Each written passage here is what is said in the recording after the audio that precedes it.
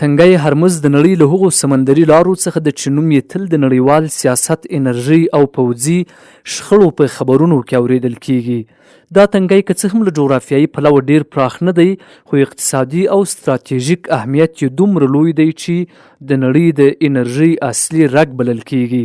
هر ورځ د نړۍ میلیونونه بیرله تیل له همدې تنګي تیریږي، او که دلته لږه هم بېثباتي رامنځته شي، نړیوال بازارونه ژر اغیزمن کیږي. هرمز تنګی د فارس خلیج او عمان خلیج ترمنځ پروت دی. د دې تنګي شمالي غاړه د ایران تر واک لاندې ده او جنوبي برخه یې د عمان او متحده عربي اماراتو ته نږدې ده.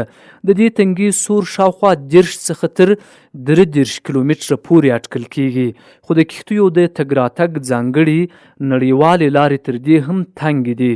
یعنې د تیلو لوی کښتۍ یوازې په محدودو سمندري دهلیزونو کې تیریږي. همدا محدودیت د دې تنګي امنیتي حساسیت څو چند زیاتوي.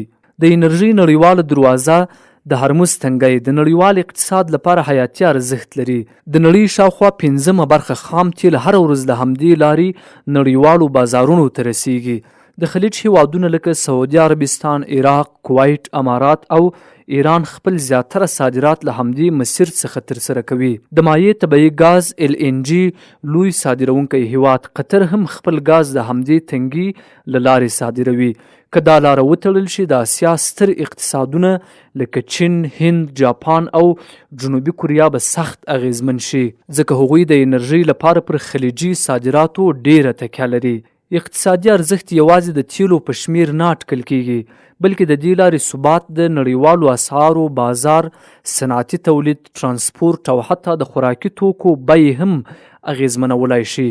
په نړیوالو بازارونو کې د تیلو بیې ډیر وخت د همدې تنګي د سیاسي وضعیت له امله پورته او ښکته کیږي. ایران د دې تنګي په شمالي غاړه بشپړ جغرافیایي حضور لري او همدا موضوع دې هیواد ته ستراتیژیک برلاسي ورکوي.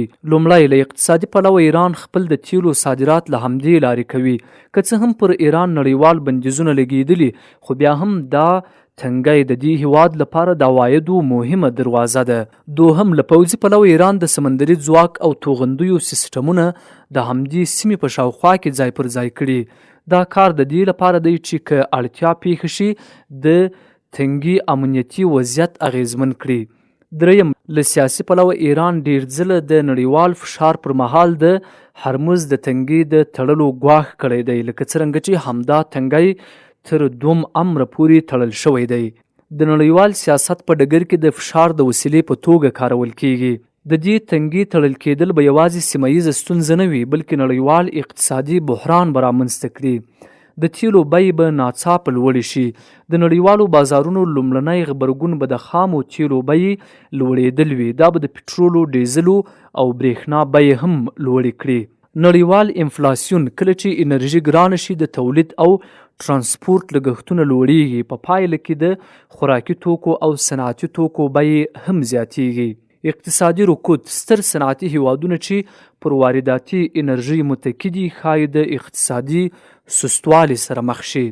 پوځي مداخلات، ځکه چې دا تنګی نړیوال اهمیت لري، احتمال شته چې نړیوال ځواکونه د دې د بیا پرانیستلو لپاره پوځي اقدام وکړي.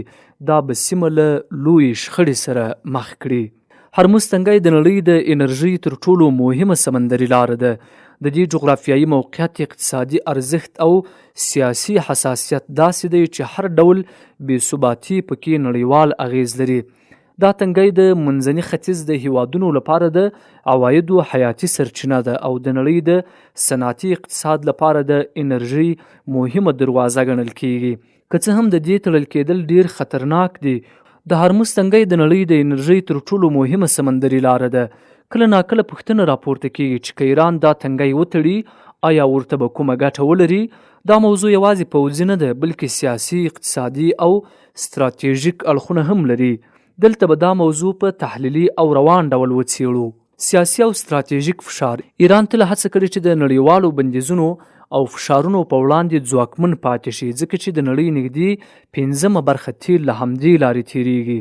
نو د تنګي د تړلو ګواښ نړیوال بازارونه سمدستي لړزوي. ایران کولای شي د بندیزونو د نرمولو لپاره فشار زیات کړي، نړیوال قدرتونه د مذاکراتو میز ته راوکاږي، ځان د سیمې د نه بدل کېدونکي لوبغاړي په توګه ثابت کړي. په بل عبارت دا کار د سیاسي فشار یوه وسیله ګرځېدلی شي. که همدا تنګی وتړل شي، د خلیج هیوادونه لکه سعودي عربستان، امارات او نور بله سخت اقتصادي زیان سره مخ شي. دا کار ایران ته په سیمه کې نسبي سیاسي برلاسي ورکولی شي، ځکه نور هیوادونه به د ایران رول له پامه ونه غورځوي. د تنګي تړل به د تیلو بیې لوړې کړي، که څه هم ایران په خپله هم د تیلو صادرونکی هیواد ده، خو د بیو لوړوالی ښایي په غیر مستقیم ډول ورته ګټه ورسوي، ځکه د کم صادراتو په بدل کې به هم لوړ عایدات ترلاسه کړي. خو مهمه پوښتنه دا ده، آیا دا ګټې عملي دي؟ سره له دې احتمالي ګټو حقیقت دا دی چې د تنګي تړل به ایران ته ډیر لوی زیانونه هم ولري. ایران خپله هم خپل صادرات له همدې لارې کوي. نړیوال پوځي غبرګون به احتمالاً ډیر سخت وي. اقتصادي بندیزونه به څو چنده زیات شي. د سیمې پراخه جګړه رامنځته کېدای شي. یعنی دا ګټه لنډمهاله او سیاسي فشار ته محدوده ده، خو اوږدمهاله زیانونه به یې ډیر درانه وي.